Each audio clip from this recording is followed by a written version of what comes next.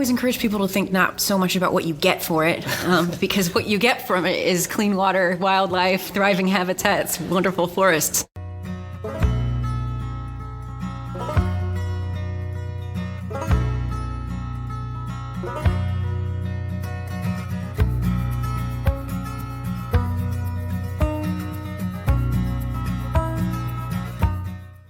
Welcome to the National Wildlife Federation Outdoors Podcast. I'm your host, Drew Youngdyke. The National Wildlife Federation Outdoors Podcast is sponsored by Rep Your Water and their 3% for conservation commitment.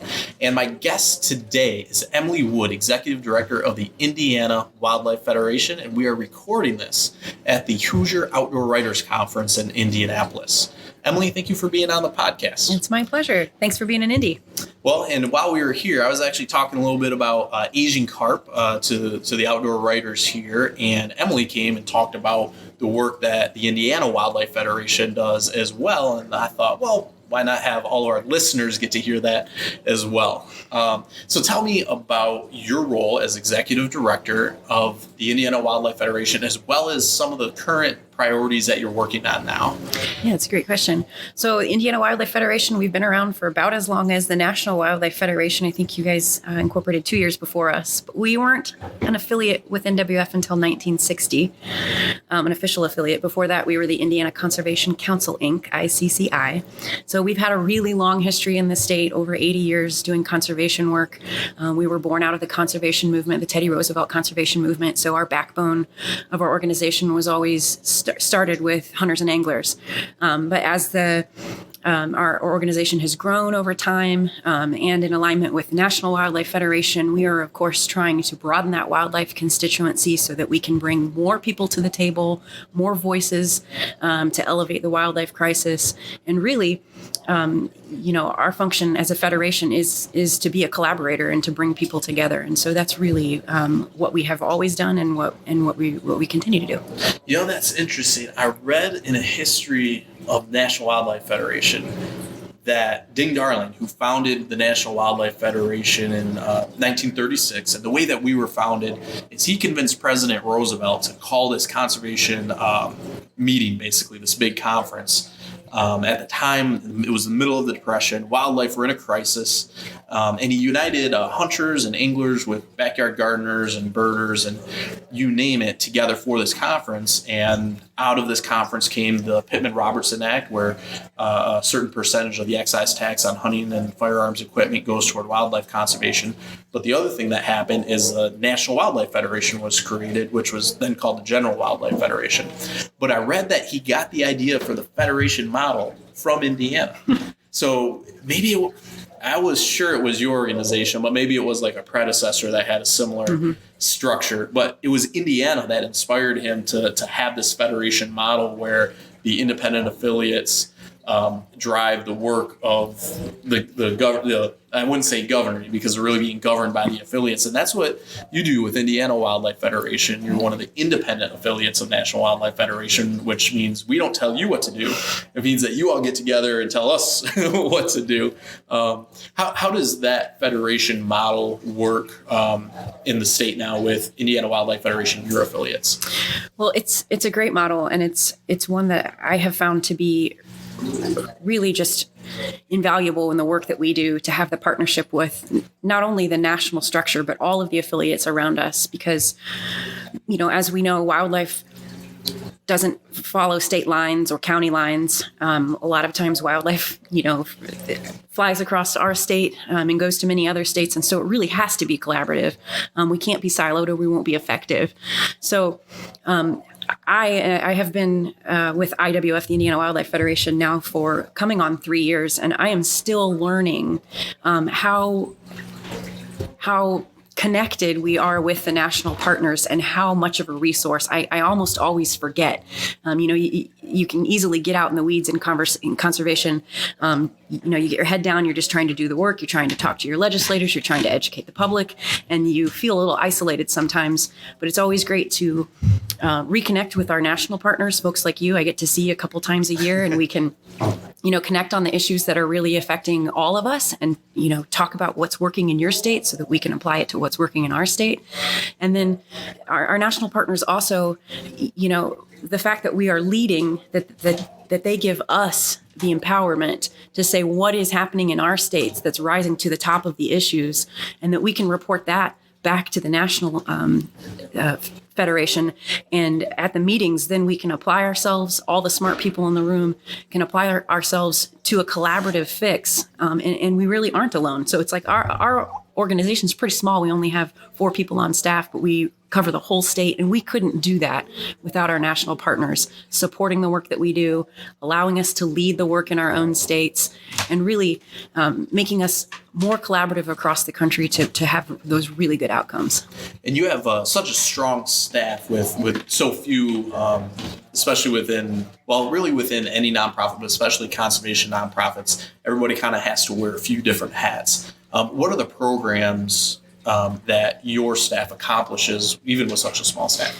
Yeah, our programs are our bread and butter. This is how we go out into across the state and really get our message across. So we have 2 staff members that are dedicated to our programs, and the main ones that we do are my colleague Aaron. He's our Habitat Programs Manager. So he actually kind of has a suite of programs that he delivers across the state, which includes the National Wildlife Federation's Backyard Habitat Program, which is now the Wildlife Friendly certification program. We deliver that workshop probably close to 40 times a year. And then we've also developed climate and wildlife workshops, agriculture and wildlife workshops. We do advocacy workshops. And so we're really out doing a lot of environmental education and trying to connect people with the issues. Because what we found is that people are really hungry to get involved. They just a lot of times don't know how to plug in. And so our habitat programs are really going out into the community and giving people the opportunity to plug into something that's conservation based. And a lot of people are really excited about that. So the other program that we're really, really excited about, we launched in 2017. It's called our Sustainable Trails Program. Okay. We modeled it after the Backyard Habitat Program, which, the key or the kind of seed crystal of that is those 4 needs of wildlife, the food, water, shelter, and nesting space. I think there's actually added a 5th one now. Okay. But I can't remember what it is. But we address that same thing. It's modeled around that meeting the 4 needs of wildlife. But we in Indiana are really focusing on connectivity, getting people out into natural spaces, getting them to have that appreciation and the love of the outdoors. And so we know that that's in Indiana, trails a lot of time, but trails typically go right through habitat, right through sensitive habitat. And so this program is designed for trail managers, trail users, people wanting to put down new trails through sensitive areas, and it helps make a wildlife-friendly trail, keeping them away from sensitive breeding spots, away from water sources, things like that. And so once we have those partners on the ground, then we reach out into the community to actually implement the work that needs to be done. So we're doing trail building projects, pollinator installations, tree plantings, invasive species removal. And we're doing that by activating community volunteers to take a role in stewardship of their own natural resources. And as we are, face to face with those people, that's what we tell them the most. This is your land, this is your water, this is your wildlife, and you're doing a good thing when you come out here and do stewardship. And then you also have a staffer funded through the Fish and Wildlife Service, working directly on Asian carp, because I see him at the Asian carp meetings as well. Right, that's right. Jim Breeden, he's our Asian carp coordinator. So I'm sure that you've talked on the podcast about GLRI and our partnership with the U.S. Fish and Wildlife Service that funds his position. He's not in our office. He works up near you and is exclusively focused on that Asian carp issue because it is a big one. So we look forward to always hearing from him, and he keeps us really connected to the work that's happening up closer to Lake Michigan. And for folks that aren't familiar with this, I'm in the Great Lakes. Emily's in the Great Lakes, but if you're listening from another part of the country, the GLRI is a Great Lakes Restoration Initiative. It has been funded historically at about $300 million a year. There's actually a proposal to bump it up to $320 million this year, and to ramp that up eventually to its full authorized amount of $475. So we're hoping that happens. But that's part of what funds this U.S. Fish and Wildlife Service position that helps you guys engage in the fight to stop Asian carp and keep them out of the Great Lakes. the other federal initiative that you guys seem really active in is helping to pass the Recovering America's Wildlife Act.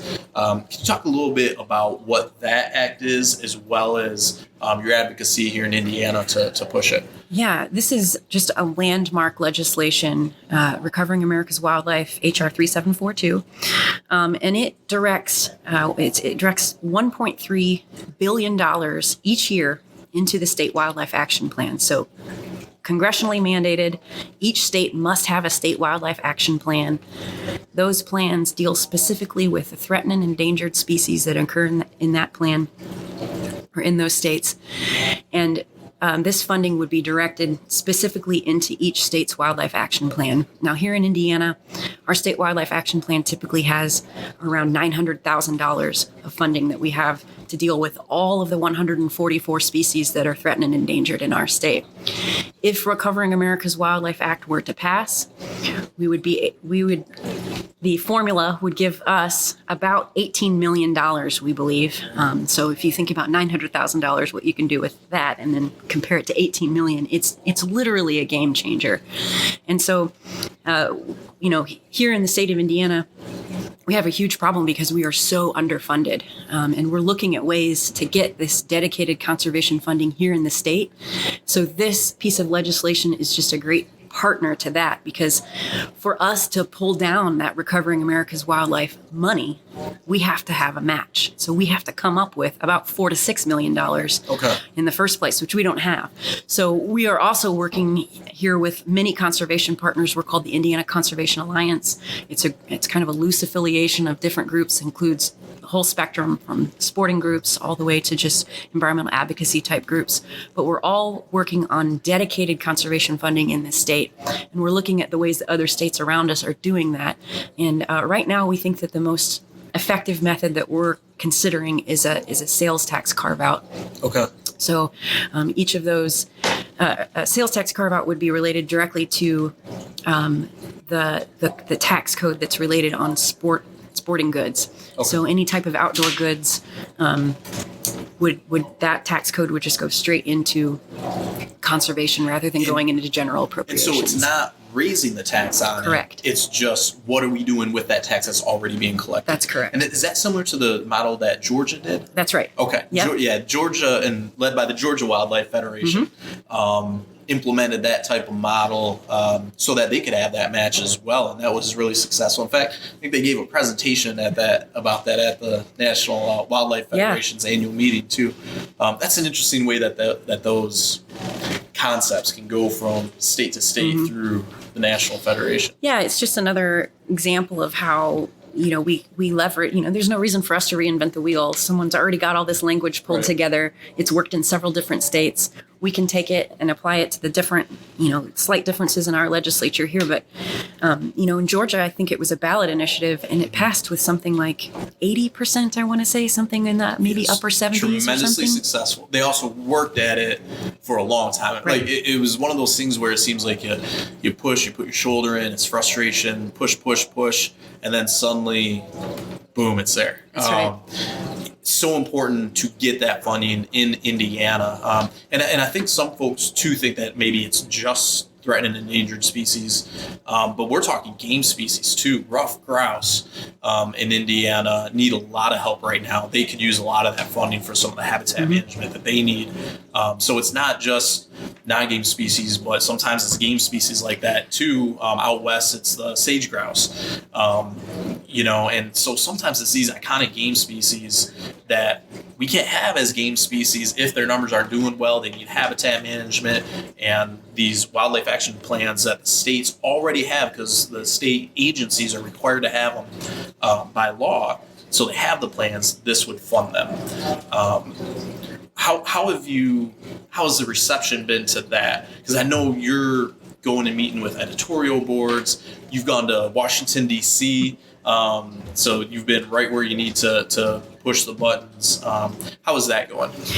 It's a long uphill battle, but it's one that we are seeing some positive movement in. It's a lot of grassroots work. It's a lot of footwork. It's a lot of talking to different legislators, and just really explaining the value of those quality habitats. Great thing about habitats, if you put down ruffed grouse habitat, you're also putting down habitat for a bunch of other species.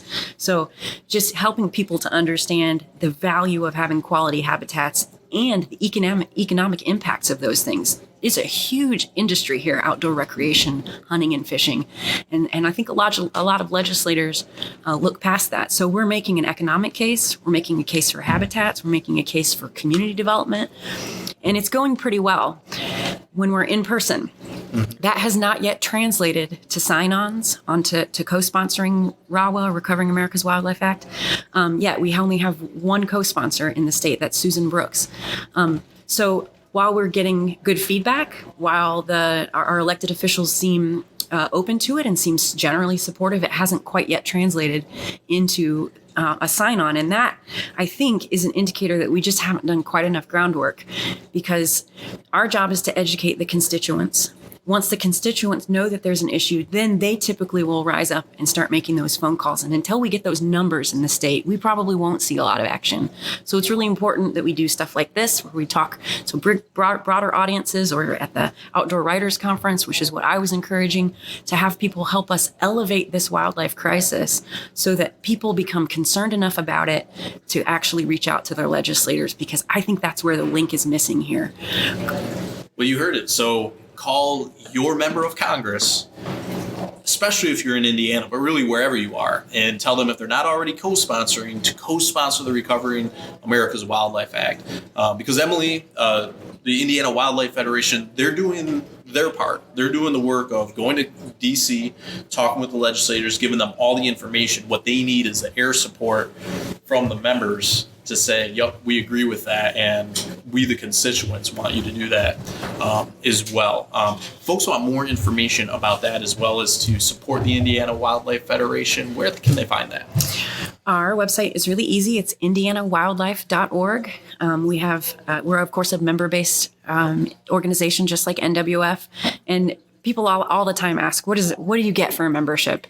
And I always encourage people to think not so much about what you get for it, because what you get from it is clean water, wildlife, thriving habitats, wonderful forests. You also get a newsletter, you get invited to cool events, and you get lots of legislative action updates, and you get connected really into the conservation community. But what you're really doing when you join is you're supporting our work. You're allowing us to provide free habitat programs all over the state in urban communities that need those messages as well.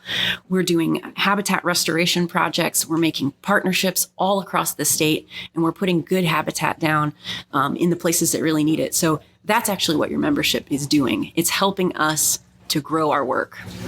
That's tremendous. Emily, thank you for being on the National Wildlife Federation Outdoors podcast. Thank you for the work that Indiana Wildlife Federation does and the partnership with the National Wildlife Federation. This has been the National Wildlife Federation Outdoors podcast, as always sponsored by Rep Your Water at www.repyourwater.com. And while you're at it, go to www.indianawildlife.org. Become a member, support the work, call your member of Congress, tell them to support the Recovering America's Wildlife Act.